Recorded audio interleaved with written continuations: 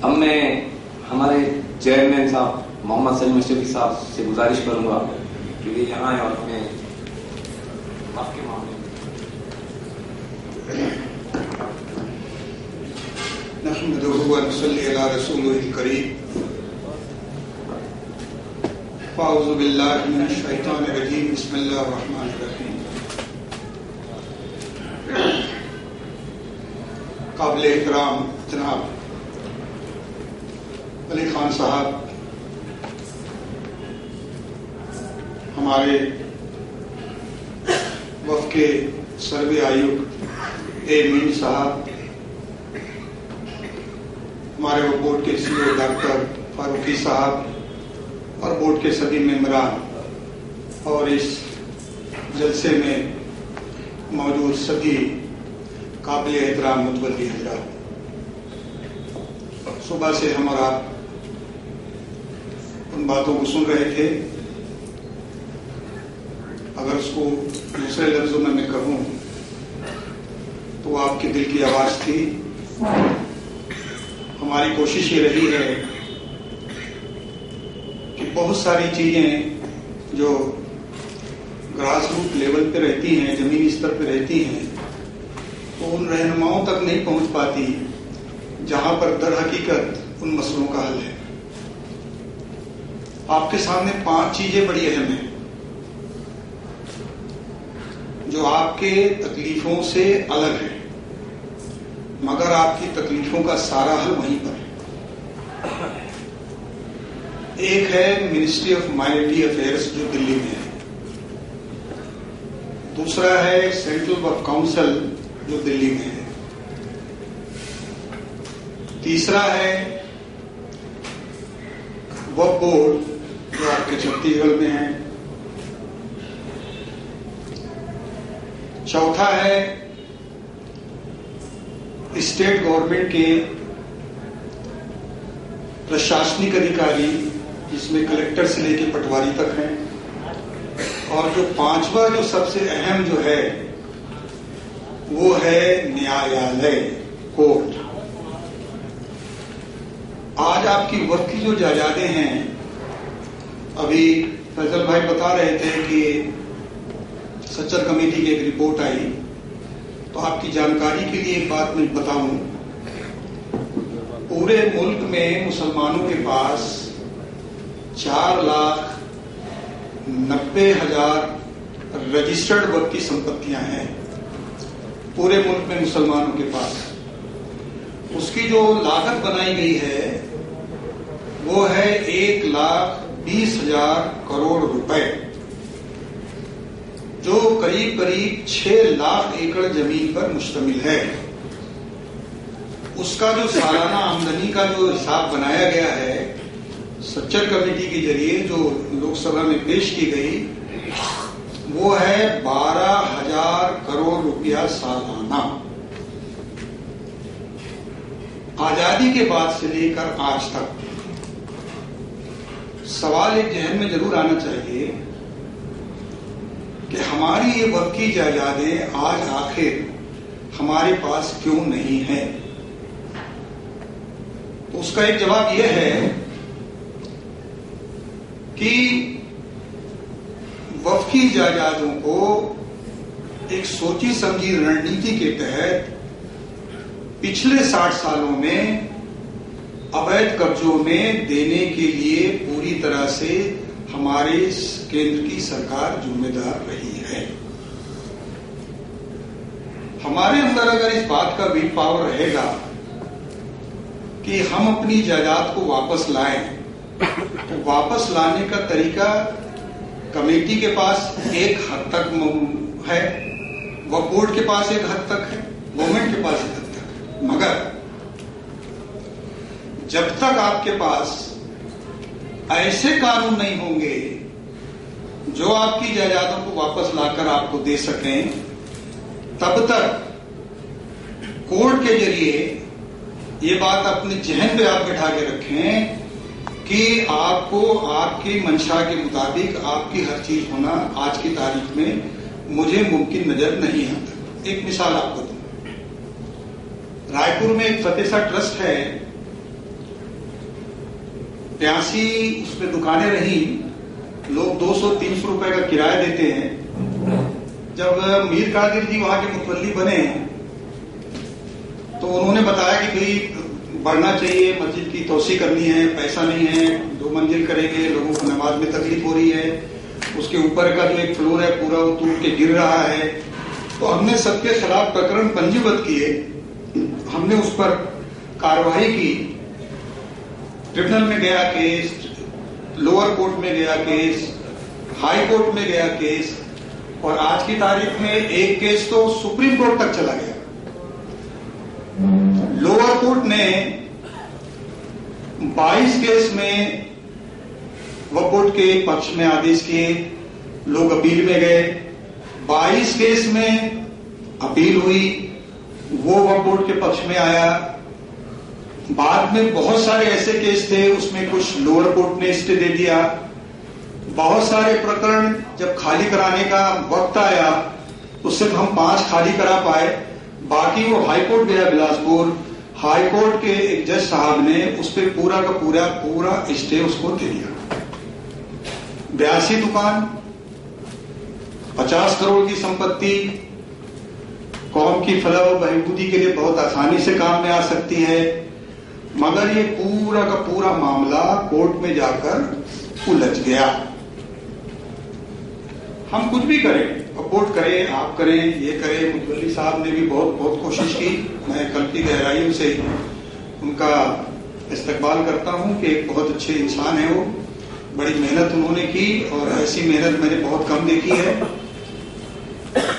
अब आप मेरे को एक सवाल का जवाब दो, इसमें वक्फ बोर्ड क्या करे?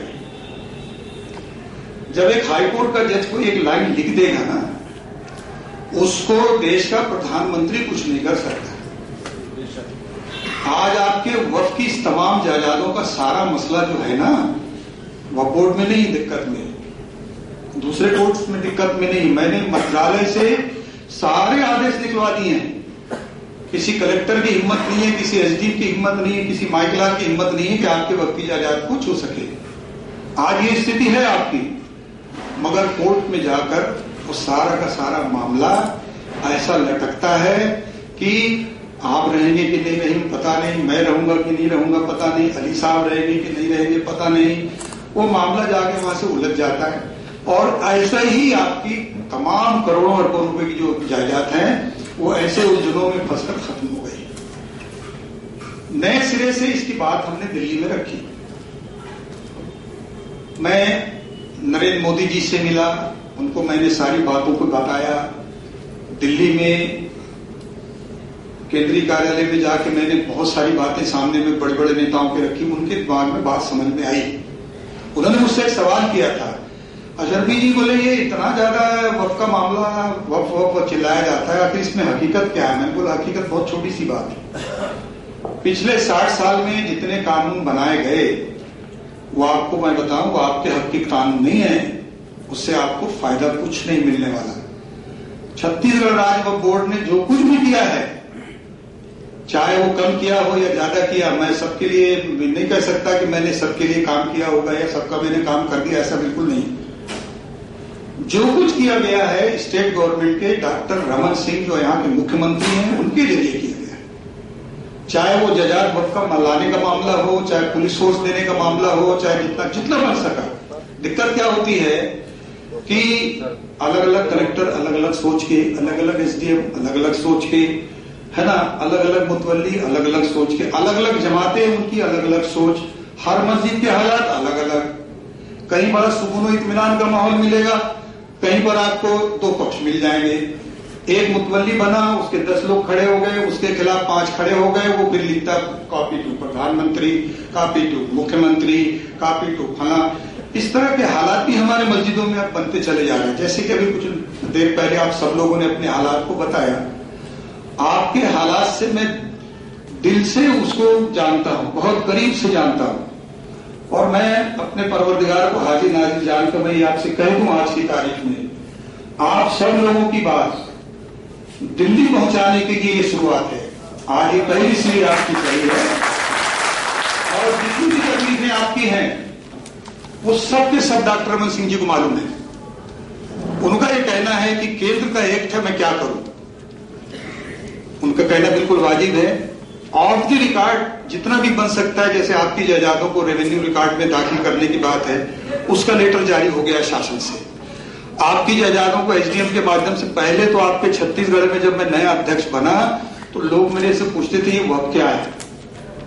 एक एक प्रशासनिक अधिकारी को इसके बारे में पता ही नहीं था। पूरे हमको 1 साल लगे सिर्फ उनको ये बात समझाने के लिए कि ये वक्फ का माना होता है जो आदमी अपनी मिल्कियत को खारिज करके इस संपत्ति को अल्लाह के सुपुर्द कर देता है समाज की भलाई के लिए, समाज के उपयोग के लिए। ये संपत्ति दान की होती है, दान की, और उसके ये कानून बनाए गए हैं केंद्र के हिसाब से। तब कहीं जाके धीरे धीरे धीरे धीरे आज आपके छत्तीसगढ़ में एसडीएम को मालूम है, पटवारी को मालूम है, कलेक्टर को मालूम है। पूरी तरह से हम पूरी कोशिश करते हैं। आज की तारीख में मैक्सिमम वक्फ बोर्ड के केसेस कोर्ट में हैं।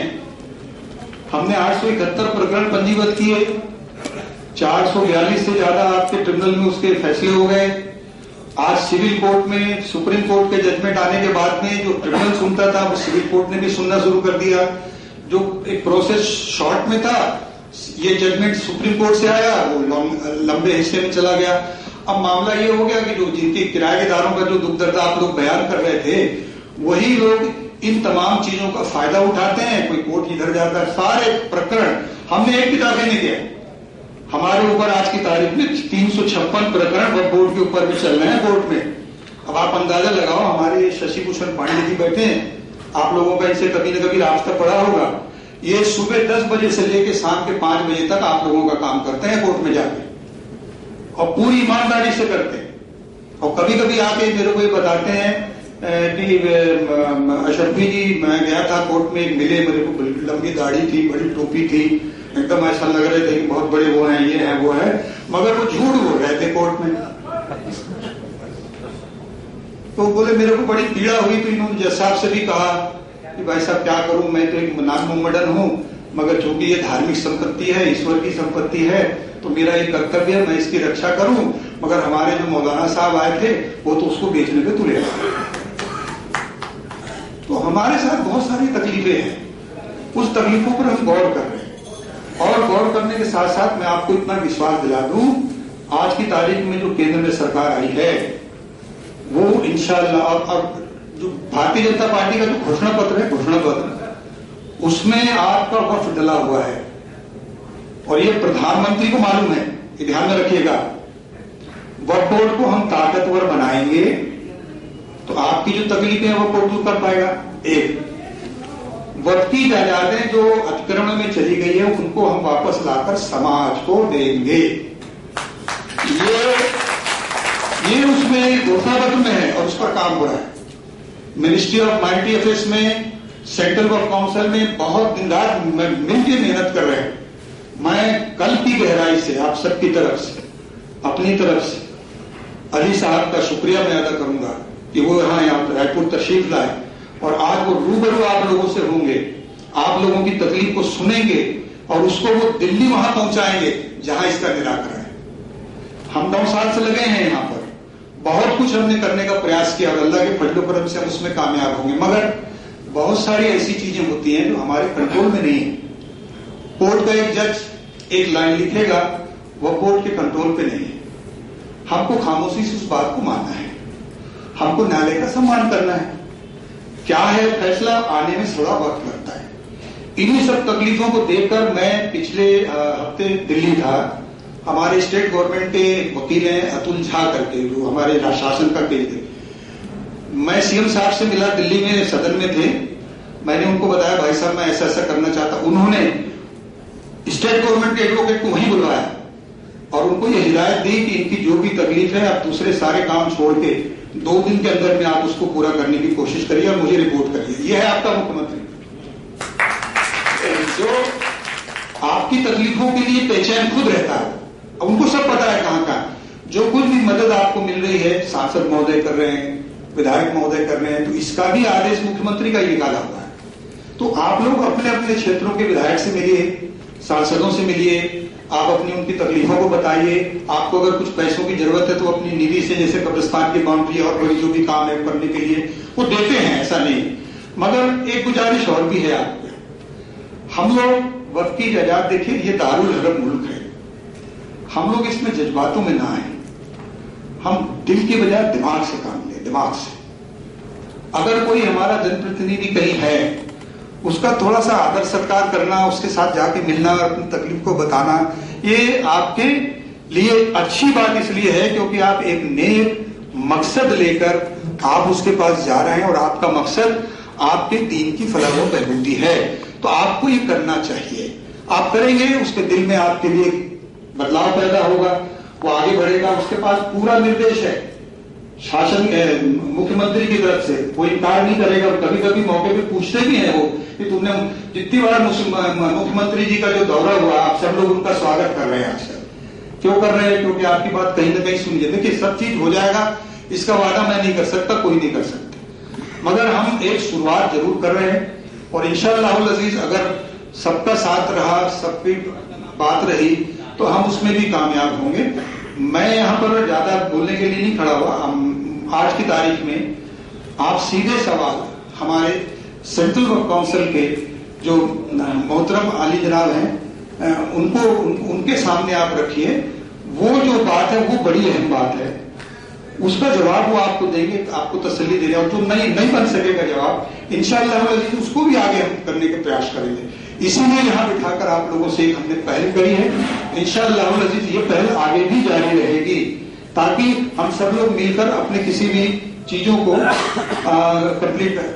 दूसरी बात क्या थी, हमारे मंत्री जो केदार कश्यप जी हैं वो आने वाले थे यहाँ पर, उनकी माता श्री की तबीयत अचानक बिगड़ गई तो वो उनको लेकर दिल्ली निकल गए कल शाम को। सचिव महोदय जो है हमारे बस्तर में, कभी थोड़ा सा दिक्कत आई है तो चूंकि वो आदिम जाति विभाग के भी हैं, उन्होंने भी मुझसे फोन पे बात करी, कहा कि शर्फी जी मेरा भी आना मुश्किल हो रहा है क्योंकि अचानक एक मसला दरपेश आ गया है। तो मैंने उनसे एक ही बात कही, आप चिंता न करें, हमारे साथ जो लोग हैं वो सब आपके हैं और वो आपके जो भी उनसे वो मसला होगा हम आप तक पहुंचाएंगे। और उन्होंने कहा कि भी आप मुझे पहुंचाइएगा, हम लोगों से जितना भी काम हो सकेगा हम जरूर उसको पूरा करेंगे। मैं गुजारिश करूंगा सेंट्रल वर्क काउंसिल के सचिव आदि जनाब खान साहब से कि वो आपसे रूबरू होकर आपके जहन में जो भी सवालात हैं उसका माकूल जवाब देकर आपको इत्मीनान पहुंचाए।